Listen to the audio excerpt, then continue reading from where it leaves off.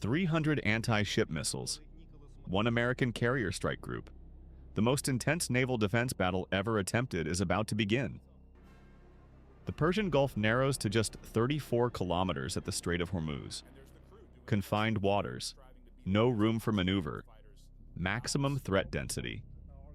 This is where carrier strike groups face their ultimate test of technological superiority and defensive capability against overwhelming numbers. Intelligence reports confirm the threat. Shore-based missile batteries activated across 800 kilometers of coastline. Mobile launchers repositioned. Naval vessels armed and ready. This isn't a regional power acting alone. Advanced missile technology and targeting systems provided by a major adversary have created a threat environment specifically designed to overwhelm American defenses. USS Abraham Lincoln Carrier Strike Group enters the strait. 5 Arleigh Burke-class destroyers form defensive perimeter. 2 Ticonderoga-class cruisers provide command and control.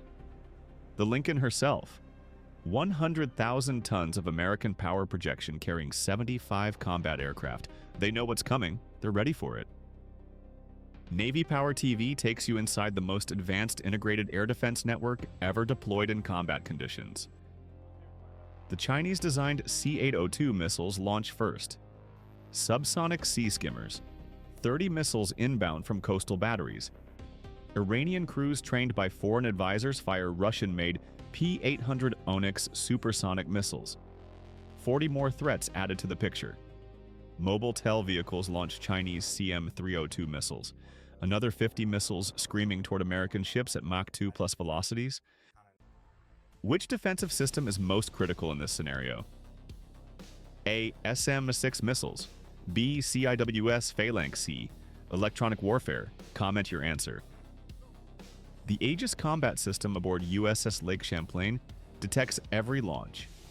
SPY-1D radar tracks 120 simultaneous threats. But this is just the opening salvo. The real attack is being coordinated. Timing calculated, angles maximized. This is saturation warfare designed by a superpower to defeat American carrier defenses. USS Porter launches first. SM-2 missiles ripple out of her Mk-41 vertical launch system. 24 cells fire in 6 seconds. Long-range intercepts begin 150 kilometers from the strike group. The Chinese C-802 missiles start dying in mid-flight. Explosions light up the Gulf sky, but more missiles keep coming. Russian-provided targeting data updates missile flight paths in real time. Satellite reconnaissance gives attackers continuous position updates on American vessels. The missiles adjust course, they're not flying predictable paths. This is adaptive threat technology that forces American systems to work harder for every intercept. USS Steatham engages the supersonic P-800 Oniks missiles. SM-6 interceptors launch at maximum rate. These dual-role missiles were designed for exactly this threat. Supersonic targets at low altitude over water. Terminal phase interception. The SM-6 proves why it costs $4.3 million per round. Every shot connects. 40 P-800 missiles become 40 fireballs. Stay with me. The defensive systems about to activate will change your understanding of modern naval warfare forever. The second wave launches. 150 missiles simultaneously. C-802s, C-803s, CM-302s, and Russian Kaliber cruise missiles. This is the saturation attack designed to overwhelm even AEGIS capabilities. Multiple threat types, multiple approach vectors, multiple speed profiles. The American strike group faces more incoming missiles than any naval force in history. Navy Power TV shows you the technology that turns impossible defensive missions into textbook intercept operations. Cooperative Engagement Capability activates across the entire strike group. Every radar on every ship feeds data to every weapon system on every platform. USS Lake Champlain's SPY-1D radar tracks targets for USS Porter's SM-2 missiles. USS Steatham's SM-6 interceptors engage threats detected by USS Shoup's sensors. This is network-centric warfare that multiplies defensive capability exponentially beyond what individual ships could achieve alone. The destroyers form overlapping engagement zones. Outer layer, SM-6 at 240 kilometers range. Middle layer, SM-2 at 170 kilometers. Inner layer, evolved Sea Sparrow missiles at 50 kilometers. Point defense, RIM-116 rolling airframe missiles, and CIWS phalanx systems. 4 defensive layers that missiles must penetrate to reach their targets. 120 missiles die in the outer defensive zone. SM-6 and SM-2 interceptors create a wall of destruction that Iranian and proxy force planners never anticipated could be this effective. Their saturation attack strategy assumed some missiles would penetrate. They assumed wrong. American missile defense technology refined over 40 years of development creates intercept probabilities that exceed 95%, even against supersonic sea skimmers in cluttered radar environments. How many vertical launch cells does an Arleigh Burke Flight UIA destroyer carry? A. 90 cells, B. 96 cells, C. 122 cells. Answer at the end. 30 missiles penetrate the outer defense zone. The inner battle begins. ESSM missiles launch from multiple ships simultaneously, quad-packed in VLS cells. 4 missiles occupy the space of one SM-2. This is weapon system density that Chinese planners cannot match with their current vertical launch technology and missile miniaturization capabilities. The remaining Chinese CM-302 missiles go active on their terminal seekers. They're looking for the carrier. Electronic warfare systems aboard the Lincoln and her escorts activate. Powerful jamming creates false targets. Decoy launchers fire chaff clouds and radar reflectors. The missile guidance systems lose track. They're confused. They're tracking ghosts while real ships remain undetected in the electronic clutter. 20 missiles break through to point defense range. This is where CIWS phalanx and RIM-116 rolling airframe missiles prove their worth. 6-barreled 20mm Gatling guns track targets at 4,500 rounds per minute. Tungsten penetrators shred missile bases. RAM missiles launch from escorts. Infrared seekers lock onto missile exhaust plumes. Terminal intercepts happen inside 2,000 meters. Navy Power TV reveals the brutal mathematics of naval missile defense.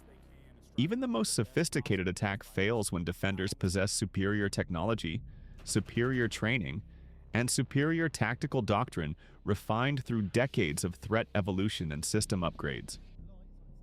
The final 4 missiles approach USS Abraham Lincoln. CRAM systems activate. These are RIM-116 missiles integrated with phalanx targeting radars. Last-ditch defense. 3 missiles destroyed at 500 meters. 1 missile penetrates to 200 meters. CIWS phalanx achieves final intercept at 150 meters. Missile debris splashes harmlessly into the Gulf. Quantity versus quality just got answered definitively. Comment Q for quantity or L for quality based on what you just witnessed. 300 missiles fired. 300 missiles destroyed. 0 American casualties. 0 ships damaged. This is what 40 years of continuous AEGIS development and fleet-integrated air defense refinement creates. Defensive capability that renders mass missile attacks ineffective, regardless of how many missiles adversaries can afford to fire. The Iranian and proxy force commanders watch their most massive coordinated attack in history achieve absolutely nothing. Advanced missiles provided by major powers, sophisticated targeting data from satellite systems, perfect attack timing and coordination. None of it mattered against American defensive technology and operational experience that created layered defense networks impossible to penetrate with current missile technology, regardless of quantity employed. The American destroyers begin reloading vertical launch cells from onboard magazines. The Ticonderoga cruisers maintain air defense coverage during reload operations. The carrier continues flight operations without interruption.